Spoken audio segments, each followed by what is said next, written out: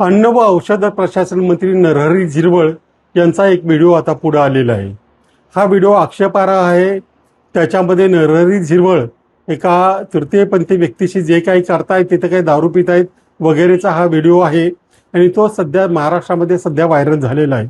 नरहरी झिरवळ यांचे एकूण व्यक्तिमत्व, त्यांचा पोशाख बघता ते अत्यंत सज्जन आहेत असा सगळ्यांचा समज होतो।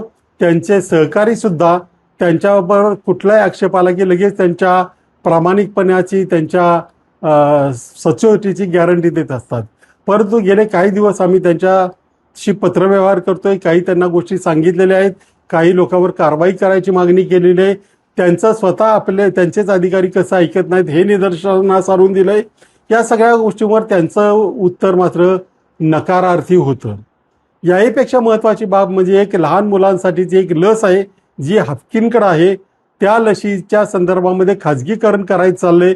खाजगीकरणासाठी एका कंपनीच्या वतीने प्रयत्न केले जात आहेत आणि त्या प्रयत्नासाठी ते प्रयत्न करताना मंत्री महोदयांनी किती सांगितलं तरी त्यांचं कुणी ऐकत नाही। ते विक्री करण्याचे प्रयत्न चालूच आहेत। त्याच्यावरून असं वाटतं की नरहरी झिरवळ यांचं जे खातं आहे ते स्वतः चालवत नाही, तर काही अधिकारी किंवा सत्ताबाह्य व्यक्ती चालवत असाव्यात। त्यांची काही नावंही पुढे येत आहेत आणि असं जर असेल तर ते आक्षेपार्ह आहे। कदाचित अशा प्रकारची आणखी काही माहिती किंवा व्हिडिओ इतरांकडे असल्यामुळे ते स्वतःच्या खात्याकडे फारसं लक्ष देत नाहीत, कुणीतरी वेगळंच ते खातं चालवतंय असं मत झालेलं आहे।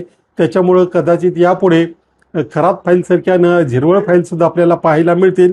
त्यामुळे मुख्यमंत्र्यांना विनंती आहे की त्यांनी तातडीने यांचा राजीनामा घ्यावा। तर झिरवळांनी स्वतःहूनच राजीनामा दिला पाहिजे। ते देत नसतील तर मुख्यमंत्र्यांनी तो राजीनामा घेतला पाहिजे।